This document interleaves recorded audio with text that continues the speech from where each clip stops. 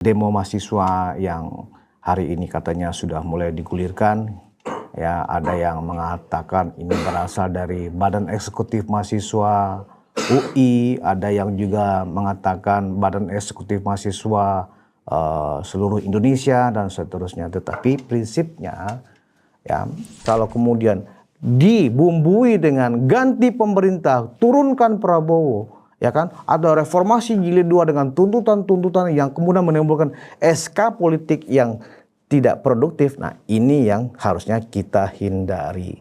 Kenapa ya? Karena sependek yang saya pahami tentang periode pemerintahan Prabowo Gibran yang mungkin baru 1,5 tahun ya, atau sedikit lagi mungkin mau menuju 2 tahun bekerja ya, pemerintah Presiden Prabowo ya sangat ingin sekali kemandirian Indonesia ya, baik di dalam politik maupun di dalam ekonomi. Ada juga ancaman kalau tidak ada tuntutan mahasiswa misalnya tidak dipenuhi dalam waktu 18 hari, misalnya menurunkan rupiah dari sekarang 18.000 sekian menjadi misalnya 15.000 ya, kemudian bagaimana indeks harga saham gabungan kembali di angka yang misalnya di angka 7.000 atau 8.000 lagi ya, Anda patok dengan 18 hari, saya pikir teman-teman mahasiswa yang saya asumsikan adalah orang-orang terdidik juga tidak realistis.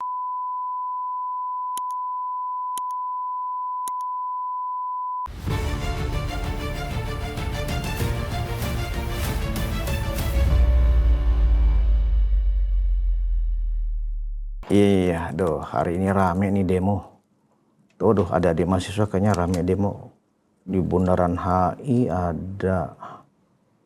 Oh, kumpulnya di kampus FISIP UI. Waduh. Oke, udah masuk ya. Hai, penonton Ruang Konsensusan Peking Indonesia, bersama saya Budius Ma'ruf Piliang, anak sulung Mulyono. Hari ini monolog Ruang Konsensus, ya karena hari ini saya lihat banyak adik-adik mahasiswa lagi demo.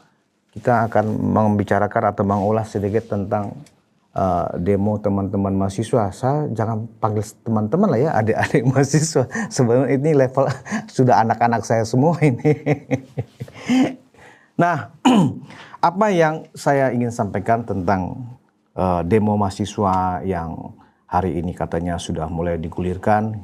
Ya, ada yang mengatakan ini berasal dari Badan Eksekutif Mahasiswa UI, ada yang juga mengatakan Badan Eksekutif Mahasiswa seluruh Indonesia dan seterusnya. Tetapi prinsipnya ya, demo mahasiswa memang sesuatu yang sebaiknya kita dukung gitu sebagai rakyat, karena mahasiswa adalah ya wakil dari masyarakat yang memang selalu tampil di depan ya untuk menyampaikan kegelisahan masyarakat.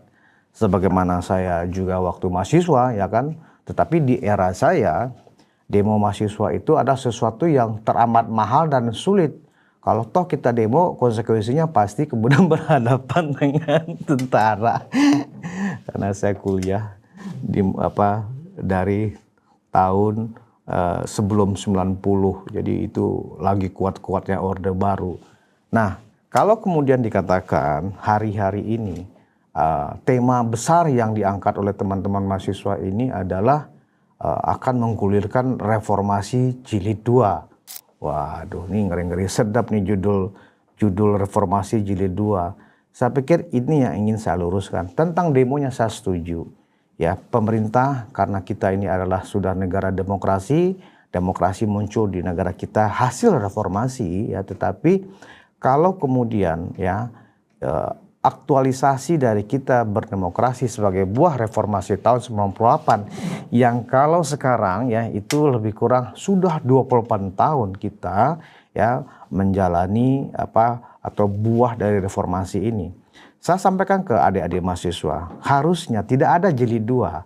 Reformasi ya reformasi. Sampai sekarang kita masih hidup dalam era reformasi. Kalau kalian membuat istilah reformasi jilid 2, jilid 3, jilid 4. Ingat ya, reformasi itu bukan film serial. Ya, bukan juga semacam novel ya. Apalagi seperti sekarang bukan cerita Netflix pakai chapter 1, chapter 2 sampai chapter 100. Reformasi is reformasi, nggak pakai jilid-jilidan. Kalau memang ada yang macet, itu saja diperbaiki, tidak ada istilah reformasi jilid 2. Nah, kalau sekarang Anda merasa perlu ada reformasi jilid 2, sepertinya yang dimaksudkan adalah menurut penilaian adik-adik mahasiswa, hari-hari ini ada yang salah dalam menjalankan amanah reformasi. Itu saya setuju. Tapi jangan kemudian ya dikembangkan diksi reformasi jilid 2, tidak tepat.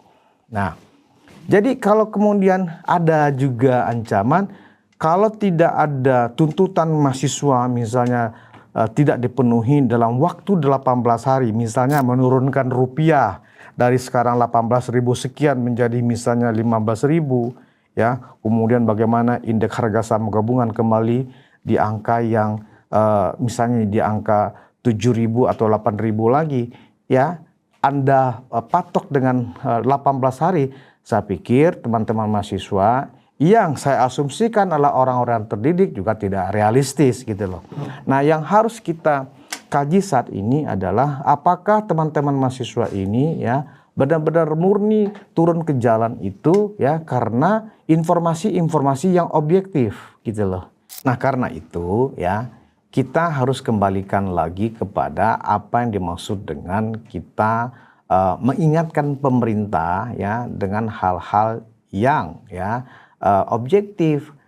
Apakah teman-teman ini ya sudah melakukan kajian ya, membuat semacam analisa-analisa yang objektif tentang apa yang sedang dilakukan pemerintah hari ini. Saya bukan pro pemerintah, tetapi saya adalah mendukung kerja-kerja pemerintah. Bahwa pemerintah ada yang tidak tepat, ada yang keliru, mari kita evaluasi bersama-sama. Karena tugas kita ya sebagai warga, sebagai rakyat ya, apalagi teman-teman adalah agent of change ya, agen pembaharuan di tengah masyarakat yang selalu tampil di depan karena penuh dengan semangat ya kan. Itu memang wajar untuk dilakukan. Nah, menurut saya informasi yang teman-teman terima barangkali tidak sepenuhnya benar ya, tidak sepenuhnya tepat. Yang harus kita lihat satu, prinsipnya adalah ada yang tidak tepat, ada yang salah dari kebijakan-kebijakan pemerintah dalam implementasinya. Ingat ya, dalam implementasinya saya sependapat itu harus kita koreksi. Kita ingatkan kepada Presiden Prabowo, kepada para menteri-menterinya ya kan, agar melakukan evaluasi dan seterusnya. Tetapi kalau kemudian dibumbui dengan ganti pemerintah, turunkan Prabowo ya kan, ada reformasi jilid 2 dengan tuntutan-tuntutan yang kemudian menimbulkan SK politik yang tidak produktif. Nah, ini yang harusnya kita hindari. Kenapa ya? Karena sependek yang saya pahami tentang periode pemerintahan Prabowo Gibran yang mungkin baru 1,5 tahun ya, atau sedikit lagi mungkin mau menuju 2 tahun bekerja ya, pemerintah Presiden Prabowo ya sangat ingin sekali kemandirian Indonesia ya, baik di dalam politik maupun di dalam ekonomi. Kenapa? Karena selama ini barangkali di mata Presiden Prabowo ya, apalagi kalau kita pernah membaca buku Paradok Indonesia ya, yang sejak lama memang menjadi perhatian yang sangat mendalam dari Pak Prabowo sebelum menjadi presiden pun. Ya, di dalam buku Paradok Indonesia itu ya, Pak Prabowo melakukan kajian ya tentu bersama sejumlah ahli-ahli ya, bahwa Indonesia ini kekayaannya luar biasa, sumber daya alam kita tuh luar biasa. Tetapi kemampuan kita menghasilkan pendapatan negara setiap tahunnya dari instrumen-instrumen yang dimiliki negara itu kenapa hanya sekitar 2.000 hanya sampai 3.000 triliun per tahun. Ini sesuatu yang menurut Pak Prabowo ya ada yang salah ya. Harusnya ya setiap tahun kita punya kemampuan tuh di atas 5.000 triliun. Berarti ada kebocoran-kebocoran di dalam pendapatan negara, baik dari dividen atau pajak maupun dari pajak ekspor dari kekayaan mineral dan kekayaan sumber daya alam kita.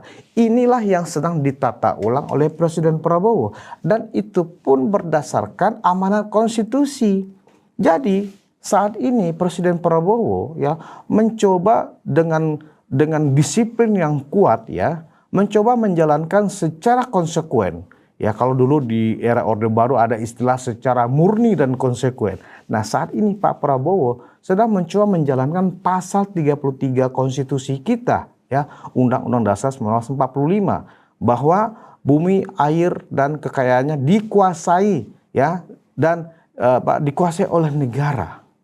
Ya, itu yang benar-benar sedang dicoba ditata ulang oleh Presiden Prabowo. Kita melihat bahwa misalnya mungkin orang melihat ini semacam nasionalisasi, ya. Contoh, kita banyak sekali punya titik-titik di seluruh Indonesia ini, misalnya batu bara, belum lagi emas, belum lagi nikel, dan banyak sumber-sumber kekayaan alam lainnya. Selama ini ya, ketika itu kemudian diekspor ya atau dibeli oleh pihak luar dalam bentuk mentah ya, itu sepenuhnya ya kita sebagai pemilik ya dari kekayaan alam itu hanya mendapatkan 20% ya dari nilai yang semestinya diterima oleh negara. Nah, ini yang sekarang lagi ditata oleh Presiden, bahwa harus kita menentukan harganya sendiri karena kita yang punya barang dikuasai oleh negara. Begitu juga dengan produk-produk yang bisa ditanam di Indonesia yang secara khusus hanya bisa cocok ditanam di Indonesia, misalnya sawit gitu loh.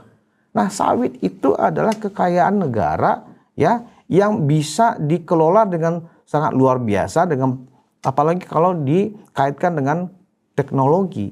Sawit itu banyak sekali permintaan dunia ya, yang saat ini yang dikeluhkan oleh Presiden.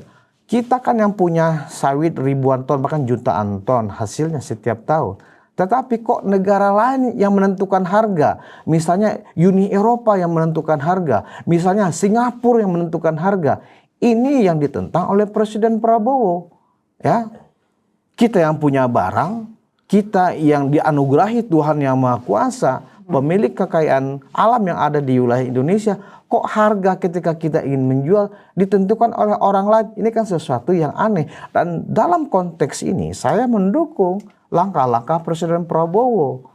Nah, bahwa di dalam pelaksanaannya misalnya program-program pemerintah lainnya yang tidak terkait misalnya dengan bagaimana pemerintah menjalankan Undang-Undang Dasar 45 khususnya pasal 33 itu ya, misalnya bagaimana Pak Prabowo ya berkonsentrasi misalnya untuk 3 program yang dianggap program populis. Ada yang mengatakan ini sudah masuk kita ke era sosialis, sebenarnya tidak ada kaitannya ke sana ya. Mungkin ya misalnya program makan bergizi gratis yang saat ini ya Badan Pengelola atau pelaksana dari makan bergizi gratis itu, yaitu Badan Gizi Nasional, ya sedang dilanda prahara berat, di mana ada kerugian negara dalam jumlah yang besar yang dikorup atau yang dimaling oleh para kepala dan wakil kepala dan banyak lagi pihak-pihak yang terlibat.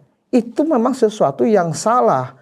Dan Pak Prabowo tanpa pandang bulu ketika mengetahui faktanya, ketika mengetahui datanya, ketika dilengkapi dengan saksi, langsung dicopot semuanya. Padahal itu adalah orang-orang yang selama ini dianggap sangat dekat dan baik dengan Pak Prabowo. Kita bisa bayangkan beberapa bulan kemarin kepala BGN itu ya, Dadan Hendayana kan diberikan bintang Mahaputra atau tanda jasa dari negara, dari Presiden langsung. Yang harusnya marah itu adalah Presiden. Tetapi bukan berarti kita kemudian membela Dadan Hendayana. Yang perlu ditertibkan sekarang adalah bagaimana tata kelola ya dan efisiensi dari praktek dari makan bergizi gratis itu lebih rapi, accountable dan transparan, termasuk juga ya kepada peserta-peserta yang sudah menerima selama ini. Harus ada lagi semacam evaluasi tanpa harus menghentikan ya program ini dalam bentuk misalnya moratorium ya. Kalau misalnya moratorium ya kan, ini pasti akan menimbulkan masalah lagi. Jadi karena itu ya kepada seluruh rakyat Indonesia, apa yang dilakukan oleh presiden ya itu adalah semuanya untuk kebaikan kita ya, untuk kebaikan rakyat, untuk kebaikan warga masyarakat, dan untuk kepentingan kemajuan bangsa, untuk kemandirian Indonesia. Karena itu ya, kritiklah presiden. Kami mendukung ya.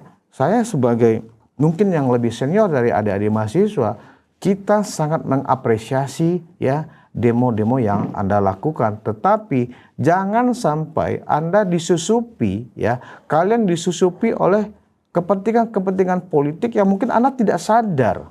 Ya, misalnya ada keinginan untuk gulingkan saja kalau memang sudah tidak mampu. Itu adalah narasi-narasi yang jelas offside. Nah, kalau itu yang sampai Anda lakukan, jelas Anda bukan lagi berdemokrasi. Anda sedang menjalankan ya tindakan-tindakan yang sifatnya anarkis, tapi bertopengkan seolah-olah kalian adalah pejuang demokrasi. Tidak seperti itu cara mainnya, gitu loh. Nah, karena itu ya, reformasi jilid 2 itu tidak ada. Reformasi is reformasi. Kalau ada ya instrumen-instrumen demokrasi sebagai buah reformasi itu yang tidak jalan, mari kritik pemerintah, sampaikan kepada kami sebagai media ya, untuk kemudian kita suarakan kepada pemerintah. Sejauh ini memang ya ada kekeliruan juga dari tim pemerintah. Badan komunikasi pemerintah memang saya anggap gagal dalam menjalankan komunikasi publiknya kepada rakyat, kepada mahasiswa, kepada seluruh rakyat Indonesia. Sebenarnya apa sih yang sedang dilakukan oleh pemerintah saat ini? Kenapa seolah-olah ya kita ini begitu rapuh sekarang, terlihat dari ya anjloknya ya nilai tukar rupiah terhadap dolar Amerika. Sebenarnya memang kita ini lagi digempur ya oleh kekuatan asing ketika kita ingin mandiri sebagai bangsa. Banyak kepentingan-kepentingan asing ya yang selama ini ya menghisap ya bumi Indonesia ya dengan sistem yang lemah ya, sekarang pelan-pelan ya secara sistematik presiden kita sudah merapikannya. Ibaratnya ini ember ya, ketika selama ini ya ember pendapatan negara itu ya seolah-olah ini diisi penuh padahal banyak bolong-bolong di bawah. Inilah yang sedang ditambal oleh Presiden Prabowo bersama jajarannya di Kabinet Merah Putih. Karena itu ya mari kita kasih waktu, mari kita kasih kesempatan kepada pemerintah untuk bekerja lebih baik, untuk membantu mensejahterakan masyarakat. Saya yakin ya Pak Prabowo tidak pernah kompromi dengan apa yang disebut korupsi. Ya kita sudah lihat itu ya dari sikap presiden yang tegas masalah istilah presiden itu apa? Siapa yang mencuri uang rakyat ya akan saya tindak tegas tanpa pandang bulu. Itu sudah jelas sikap presiden. Bahwa di sana sini misalnya ada penempatan pejabat-pejabat yang tidak pas ya di kementerian, itu memang harus dievaluasi secara tegas. Misalnya kita memberikan kritik kepada presiden, Pak Presiden mohon jangan menempatkan orang karena tanda kutip karena kedekatan atau karena koncoisme, itu tidak tepat. Itu kita kritik ke apa-apa. Misalnya tentang mandulnya Badan Komunikasi Pemerintah, yang harusnya publik tahu apa yang dilakukan pemerintah saat ini adalah sedang dalam menjalankan amanah konstitusi pasal 33 Undang-Undang Dasar 45. Bahwa kita sekarang sedang digempur oleh asing dengan cara melemahkan rupiah, dengan segala instrumen keuangan internasional yang dipakai, kemudian juga investor di pasar modal kita juga pada kabur. Itu adalah bentuk reaksi dari pihak asing ketika Indonesia sedang menuju negara yang kuat dan mandiri secara ekonomi dan keuangan. Nah, harusnya Badan Komunikasi Pemerintah atau kemudian Kementerian Komunikasi ya harusnya ya sejak awal mengawal langkah-langkah presiden ini dalam bentuk berbagai komunikasi dan terjun ke masyarakat, sering melakukan semacam briefing media sehingga ya apa yang dilakukan oleh presiden ya itu nyampe ke masyarakat. Tidak bisa lagi ya orang-orang yang bekerja di Badan Komunikasi Pemerintah bekerja di belakang meja. Anda harus turun ke lapangan ya, menghubungi kantor-kantor media ya, kemudian melakukan analisa-analisa dan pendekatan-pendekatan yang menjelaskan apa kerja-kerja pemerintah, di mana letak yang macetnya dari kebijakan-kebijakan pemerintah.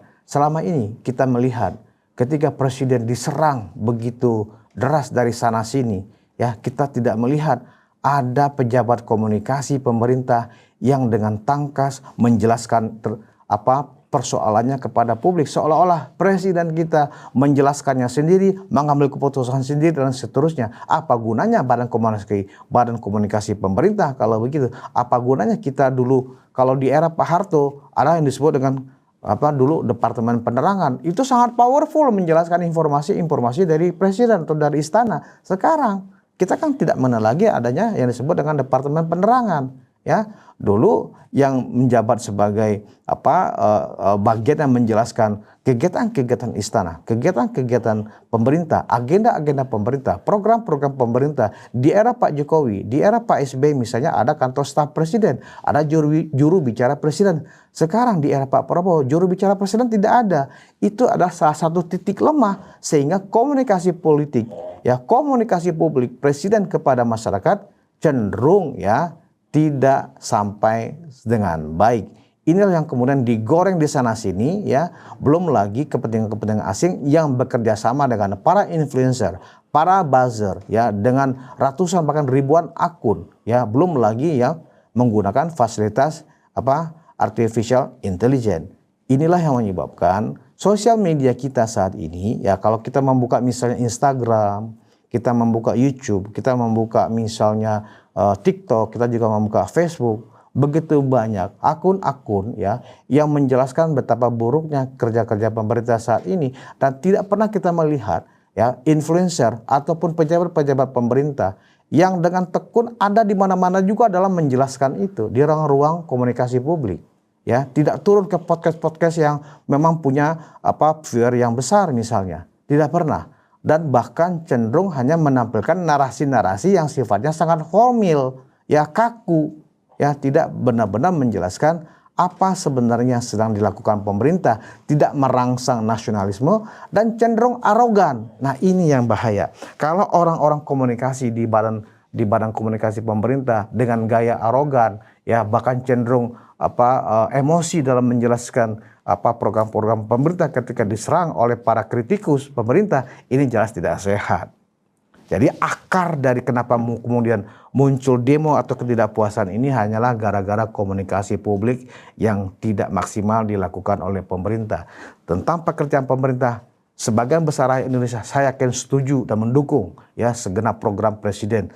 Tetapi bahwa ada yang kurang nyampe dan bahkan menyimpang informasinya, itu disebabkan oleh para antek asing, ya, para influencer, para buzzer yang memang ya menginginkan kalau perlu ya dibangun sedemikian rupa argumen, dibangun sedemikian rupa narasi, rupiah sebentar lagi ya 20.000, bahkan ada yang mengatakan rupiah sebentar lagi 50.000. Begitu dahsyat ya perang narasi di media sosial. Jadi cognitive warfare itu memang tidak didalami oleh orang-orang yang ada di badan komunikasi pemerintah.